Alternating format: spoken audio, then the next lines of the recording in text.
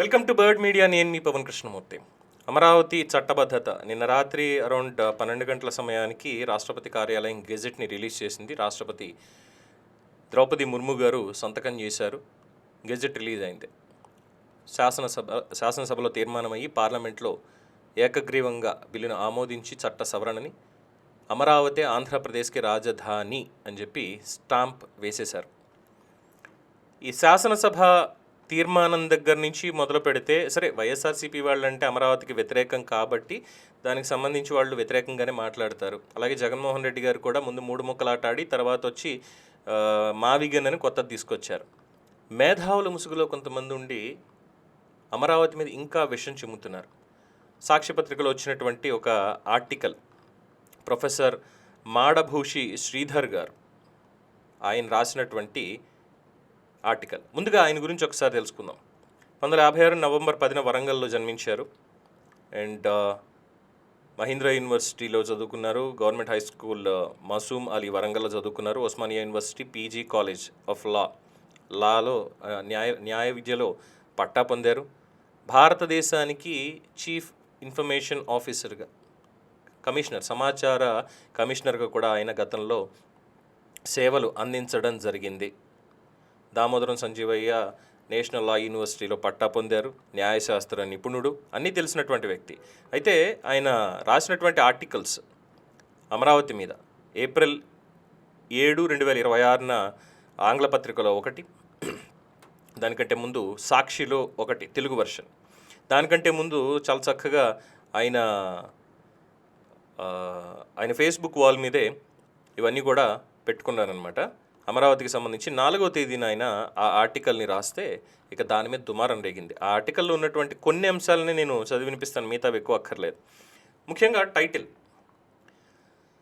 మన ఆంధ్రకు స్వతంత్ర పరిపాలనాధికారం లేదా అని ఆయన సోషల్ మీడియాలో ఆయన రాసుకుని పేపర్ దగ్గరకు వచ్చేసరికి అందులో పెట్టినటువంటిది స్వర్ణాంధ్రానికి స్వాతంత్రం లేదా అని చెప్పి పెట్టారు.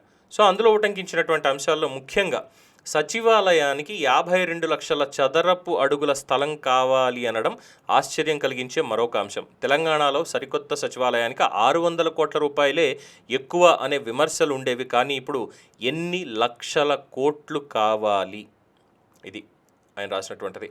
అలాగే ఇది ఒక సంక్షోభం అమరావతికి సంబంధించి. శూన్యం నుంచి గారడీ వీరుడు ఒక రాజధానిని పుట్టించవచ్చు అన్నట్లుగా ఉంది అమరావతిని ఆంధ్రప్రదేశ్ రాజధాని కథ. తెలంగాణ నుంచి విడిపోయిన తర్వాత ఇప్పటిదాకా ఆంధ్రప్రదేశ్కు నిర్దిష్టమైన రాజధాని లేకపోతే అది శాపమా లేక చేవలేనితనమా అని ప్రొఫెసర్ మాడభూషి శ్రీధర్ గారు అన్నారు. ప్రభుత్వ పరిపాలనా కేంద్రాలన్నీ ఒకే చోట నిర్మించడం తప్పు అని శివరామకృష్ణన్ కమిటీ చెప్తే అది పనికిరాదు, వికేంద్రీకరణ వద్దు, ప్రతి చోట కేంద్రీకరణ, తద్వారా రియల్ ఎస్టేట్ దుకాణాలని. అంటే ఈయన బాధ ఏంటి? ఇప్పుడు అమరావతి మీద విషం చిమ్మడానికి ఈయనకున్నటువంటి బాధ ఏంటి? పైగా శూన్యం నుంచి గారడీ వీరుడు ఒక రాజధానిని పుట్టించవచ్చు, ఇది ఆయన అమరావతికి చేసినటువంటి వ్యాఖ్య. శూన్యం నుంచా 29 గ్రామాలు, 29,000 మందికి పైగా రైతులు, 34,000 ఎకరాలు ఇచ్చారు. అది శూన్యమా? అలా అనుకుంటే అసలు హైటెక్ సిటీ నిర్మాణం కాకపోయి ఉంటే సైబరాబాద్ కూడా శూన్యమేగా. అక్కడ తొండలు కూడా గుడ్లు పెట్టడానికి పనికిరాదు ఆ ప్లేస్ అక్కడప్పుడు. కానీ ఏమైంది? ఈరోజు ఆర్థికంగా వెన్నెముకగా నిలిచిన తెలంగాణ మొత్తానికి అది ప్రొఫెసర్ గారికి తెలియలేదా? ఎందుకు అమరావతి మీద ఏడవడం ఎందుకు? 52 లక్షల చదరపు కిలోమీటర్లు అని ఇది అని మాట్లాడటం. తర్వాత ఏంటి ఇంకొకటి, జగన్మోహన్ రెడ్డి గారు మావిగన్ అని ఎప్పుడైతే మొదలుపెట్టారో దానికి సంబంధించి మద్దతు ఇచ్చారు. మరి 3 రాజధానులు అన్నప్పుడు ఎక్కడికి వెళ్ళిపోయారు? అభివృద్ధి వికేంద్రీకరణ రాష్ట్ర వ్యాప్తంగా జరిగింది 2014-19 మధ్యలోనే అనేది తెలిసినటువంటి గౌరవ ప్రొఫెసర్ గారికి 5 ఏళ్ల పాటు రైతులు ఇచ్చినటువంటి భూముల్ని శ్మశానంగా వదిలేశారే అనేది ఎందుకు గుర్తు రాలేదు? 3 రాజధానులు, అందులోనూ న్యాయ విశారదుడు కాబట్టి ఆయన ఈ క్వశ్చన్ వారిని అడగడంలో తప్పు లేదు. ఎందుకు అనంటే సుప్రీంకోర్టు గైడ్లైన్స్ ప్రకారమే హైకోర్టుని ఇవ్వాలి, హైకోర్టు కట్టాలి అంటే, హైకోర్టుని మార్చాలి అంటే ఉన్న చోటు నుంచి దానికి కావాల్సినటువంటి గైడెన్స్ ఎవరివ్వాలి? ఉత్తర్వులు ఎవరివ్వాలి? హైకోర్టులో చర్చ జరగాలి, సుప్రీంకోర్టుకు పెట్టాలి, కొలీజియం సిఫార్సు చేయాలి, న్యాయ మంత్రిత్వ శాఖ వాళ్ళు పర్మిషన్ ఇవ్వాలి. ఇన్ని అయ్యి నోటిఫికేషన్ ఇస్తే అప్పుడు హైకోర్టు అనేది మూవ్ అవుతుంది. మరి అలా తెలియకుండా ఏమీ లేకుండా ఇష్టం వచ్చినట్టు హైకోర్టు కర్నూలుకు తరలించేస్తాం, న్యాయ రాజధాని కర్నూలు అయిపోతుంది అని చెప్పి మాట్లాడినప్పుడు, అయ్యా ఇంత ప్రాసెస్ ఉందని జగన్మోహన్ రెడ్డి గారికి ఎందుకు చెప్పలేకపోయారు ఆ రోజు? రాజధాని నిర్మించడం పాలకుడి యొక్క విధి, ప్రజల ఆకాంక్ష నెరవేర్చడం, అందుకే ఎన్నుకుని కూర్చోబెట్టారు కదా. మరి ఆ 5 ఏళ్ల పాటు ఏమీ చేయకుండా కేవలం బటన్ నొక్కుతూ అనేక అవినీతి కార్యక్రమాలు చేసినప్పుడు గౌరవ ప్రొఫెసర్ మాడభూషి శ్రీధర్ గారు, కేంద్ర సమాచార కమిషనర్ మాజీ, ఎక్కడున్నారు ఆయన? ఈరోజు చాలా పెద్దగా రాసుకుంటూ వచ్చేశారు. పైగా ఇక్కడ కులం, మతం, ప్రాంతం అని చెప్పి ఏవేవో చెప్పారు దీంట్లో. మరి వారికి తెలియనటువంటి కొన్ని అంశాలు ఇక్కడ చాలామంది అడుగుతున్నటువంటి ప్రశ్నలే. పొరుగు రాష్ట్రాన్ని మీరు తీర్పులు ఎలా ఇస్తున్నారు? హైదరాబాద్ను అడ్డం పెట్టుకుని కొన్ని దశాబ్దాల పాటు ఆంధ్రుల సంపత్తో అభివృద్ధిని అనుభవించిన మీకు మా రాష్ట్రానికి ఒక రాజధాని ఉండకూడదని కోరుకునే నైతిక హక్కు ఎక్కడిది? తెలంగాణలో 10 లక్షల చదరపు అడుగుల్లో సచివాలయం కడితే మాకు అంతే చాలని డిక్టేట్ చేయడానికి మీరు ఎవరు? ఆంధ్రప్రదేశ్ అంటే కేవలం ఒక అడ్మినిస్ట్రేటివ్ ఆఫీస్ కాదు, అది 5 కోట్ల మంది భవిష్యత్తు నిర్మించే ఒక గ్లోబల్ ఎకనామిక్ ఇంజిన్. 52 లక్షల చదరపు అడుగుల్లో కడుతున్నారు అంటే సచివాలయం పేరుతో ముఖ్యమంత్రికి ఒక క్యాబిను, లేదంటే చీఫ్ సెక్రటరీకి ఒక క్యాబిను, 10 మంది క్యాబిన్లు, 10 సోఫాలు కాదు. ఇట్స్ ఎ సెంట్రలైజ్డ్, అన్ని శాఖలకి సంబంధించినటువంటి హెచ్ఓడీలు అక్కడే ఉంటారు. అక్కడే ఉండి నిర్ణయాలు అత్యంత వేగవంతంగా తీసుకోవడం జరుగుతుంది అన్నది వారికి తెలియలేదా అని ప్రశ్నిస్తున్నారు.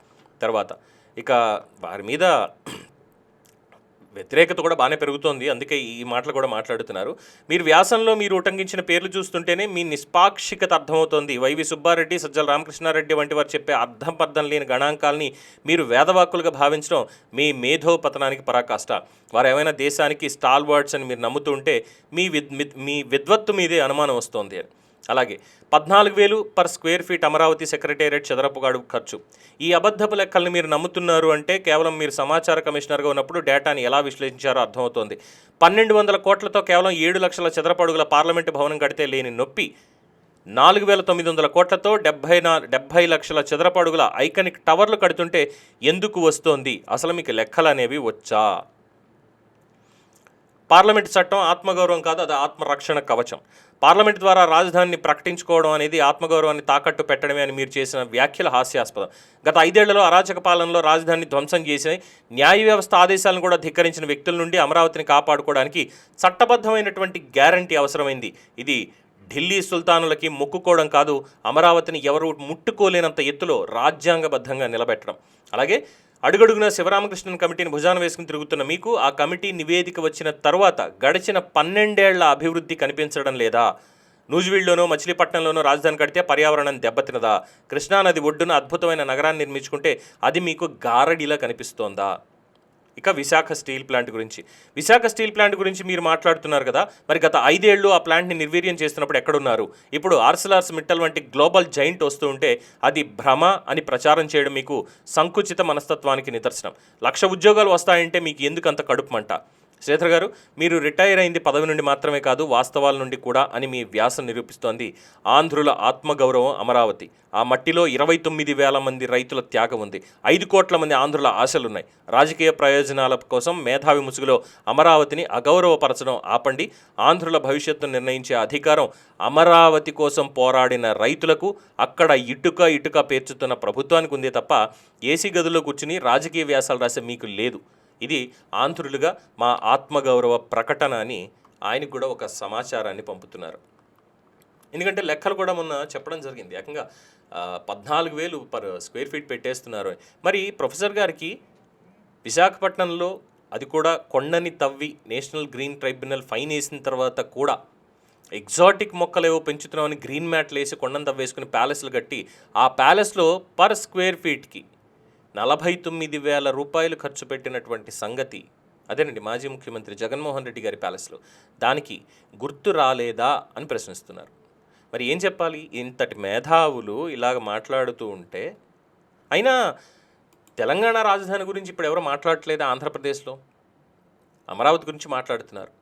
అంటే రియల్ ఎస్టేట్ అంటున్నారు. ఒకవేళ అమరావతి బిల్డ్ అయ్యి రియల్ ఎస్టేట్ అక్కడ వేగవంతం అవుతే అక్కడ విలువ పెరుగుతుంది భూములకి, రియల్ ఎస్టేట్ వ్యాపారానికి అక్కడ కూడా బాగుంటుంది రైతులు బాగుపడతారు, అక్కడ కూడా జీడిపి ఇంకా వృద్ధి చెందుతుంది అనేటువంటి అక్కసు. అక్కడ ఒకవేళ పెరిగితే హైదరాబాద్లో ఉండేటువంటి వాళ్ళు చాలామంది వరకు సొంతోళ్ళకి షిఫ్ట్ అయిపోతారు, అప్పుడు ఇక్కడ ఆదాయం పడిపోతుంది అనేటువంటి భావన ఏమన్నా ప్రొఫెసర్ గారి మైండ్లో ఉందా? ఎందుకంటే అలవాటు పడినవాడు ఎక్కడన్నా ఉంటాడు, భారతదేశం మొత్తంలో ఎక్కడికైనా వెళ్ళి బతకచ్చు, ఎటువంటి ఇబ్బంది లేదు. అలాగే ప్రతి రాష్ట్రానికి ఒక ఐకన్ ఉన్నట్టుగా హైదరాబాద్ ఉంది తెలంగాణకి, ఆంధ్రప్రదేశ్కి ఖచ్చితంగా అమరావతి అవుతుంది. అలాగే తిరుపతి, విశాఖపట్నం, విజయవాడ అన్నీ అవుతాయి. పరిపాలనా వికేంద్రీకరణ జరగట్లేదు, అభివృద్ధి వికేంద్రీకరణ అంచెలంచెలుగా జరుగుతోంది అన్నది గౌరవ ప్రొఫెసర్ మాడభూషి శ్రీధర్ గారికి ఎందుకు తెలియడం లేదో. ఇదేదో ఒక రియల్ ఎస్టేట్ వ్యాపారంలాగా ఆంధ్రుల అమరావతిని అదేదో గారడిలాగా చెప్తున్నారు. అయితే దీనికి ఇంకా కొంచెం ఎగ్జాంపుల్స్ చాలామంది చెప్తున్నారు. శూన్యం నుంచి పుట్టింది అని మాట్లాడుతున్నటువంటి వీరికి ఇంకా కొన్ని చెప్తున్నారు.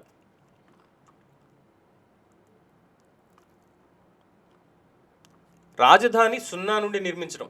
నీలాయపాలెం విజయ్ కుమార్ గారు ఆంధ్రప్రదేశ్ ప్రభుత్వానికి బయోడైవర్సిటీ బోర్డు చైర్మన్గా పనిచేస్తున్న ఆయన కూడా స్పందించి దీని మీద అడుగుతున్నారు. వీటికి ఏమైనా సమాధానం చెప్తారా? ఎందుకంటే శూన్యం నుంచి, అక్కడ ఏమీ లేదు, బ్యారన్ ల్యాండ్స్ నుంచి రాజధాని అమాంతం పుట్టేసింది అన్నటువంటి మేధావులకి అనేక ఎగ్జాంపుల్స్ ఉన్నాయి. ఏదన్నా సున్నా నుంచి స్టార్ట్ అవుతుంది, మొదటి అడుగు 1 నుంచే మొదలవుతుంది. దాని పక్కన 0 0 0 పెట్టుకుంటూ వెళ్తే దాని విలువ అమాంతం ఇంకా పెరుగుతూనే ఉంటుంది. మేబీ ఇది చాలామందికి అర్థం కాకపోవచ్చు. ఈ ఎగ్జాంపుల్స్ చూద్దాం. ఏంటి గారడియా? రాజధాని సున్నా నుండి నిర్మించడం అమరావతికి మాత్రమే కొత్త కాదు. అమరావతి నమూనాకు అత్యంత దగ్గరగా ఉండే దక్షిణ కొరియా రాజధాని సియోల్కి సిస్టర్ సిటీగా మొదలుపెట్టి డబ్బు వృధా అని విమర్శలు ఎదుర్కొన్న సెజోంగ్ సిటీ ఇప్పుడు స్వయం సమృద్ధి స్మార్ట్ సిటీ. దక్షిణ కొరియా అండి, ఉత్తర కొరియా పక్కనే ఉందే, అక్కడ సెజోంగ్ సిటీ. దాని గురించి తెలియదు. ఆఫ్టర్ దట్ అహంకారపూరిత ప్రాజెక్ట్ అని చెప్పిన పుత్రజయ మలేషియాలోనే చాలా ప్రయారిటైజ్డ్ ప్రెస్టీజియస్ ప్రాజెక్ట్. సమర్థవంతమైన పరిపాలనా కేంద్రంగా నాణ్యమైన ట్రంక్ ఇన్ఫ్రాస్ట్రక్చర్ ఒక నగరాన్ని 100 ఏళ్ల పాటు ఎలా నిలబెడుతుందో చూపించింది. అది కూడా శూన్యం నుంచి పుట్టినదే. ఆఫ్టర్ దట్ ఇండోనేషియా రాజధాని జకార్తా రేపు 2050 60 సంవత్సరాలకి పూర్తిగా సముద్రంలో మునిగిపోతుంది అని తెలిసిన తర్వాత మొదలుపెట్టిన మరొక రాజధాని నుసంతారా ప్రస్తుతం అమరావతి ఎదుర్కొంటున్నటువంటి ఫేజ్లోనే అది కూడా ఉంది. శూన్యం నుంచి, గారడి కాదు, శూన్యం నుంచి అది కూడా పుడుతోంది. తర్వాత 1970లో ముంబై రద్దీని తగ్గించడానికి మొదలుపెట్టింది నవీ ముంబై. ఆ సమయంలో విమర్శకులు దీన్ని ఆర్థిక విపత్తు అన్నారు. మరి ఈరోజు అతిపెద్ద ప్రణాళికాబద్ధమైన నగరాల్లో ఒకటి, మహారాష్ట్రకి భారీ ఆదాయాన్ని తెచ్చిపెట్టేటువంటి కేంద్రం ముంబై కాదు, నవీ ముంబై. ఇలా చెప్పుకుంటూ పోతే ఎన్ని చెప్పాలండి? ఒకటా రెండా? అండ్ ఇక్కడ ఇండోనేషియాది ఇంకొక పాయింట్ ఉంది.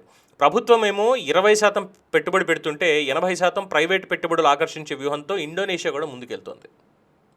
ఈరోజు ఇండోనేషియా పరిస్థితి ఏంటి, మన పరిస్థితి ఏంటి? ఇవి న్యాయశాస్త్ర కోవిదుడు, సమాచార కమిషనర్గా పనిచేసినటువంటి వ్యక్తి మాడభూషి శ్రీధర్ గారు, ప్రొఫెసర్. ఆయనకి తెలియదా ఇవన్నీ తెలిసే ఈ విష ప్రచారం చేస్తున్నారు అమరావతి మీద? ఇవే అడుగుతున్నారు చాలామంది. అట్లీస్ట్ ఇప్పటికన్నా ఇలాంటి పెద్దలు విజ్ఞతతోటి వివేచనతోటి మాట్లాడాలి, అంతేగాని అర్థం లేకుండా ఇష్టం వచ్చినట్టు భాష మీద పట్టుంది కాబట్టి ప్రాసలు యాసలు అన్నీ వేసేసి రాసేసి వండి వార్చేసి వాళ్ళకి పంపించేసాం, వాళ్ళు ప్రచురించేశారు అని ఇలాంటి పనులు చేయకూడదు అంటున్నారు. మరి మిగతాదంతా ఆయన విజ్ఞతకే ఆంధ్రులు వదిలేద్దాం. దీని మీద మీ అభిప్రాయం తెలియచేయండి. చూస్తూనే ఉండండి ది బర్డ్ మీడియా.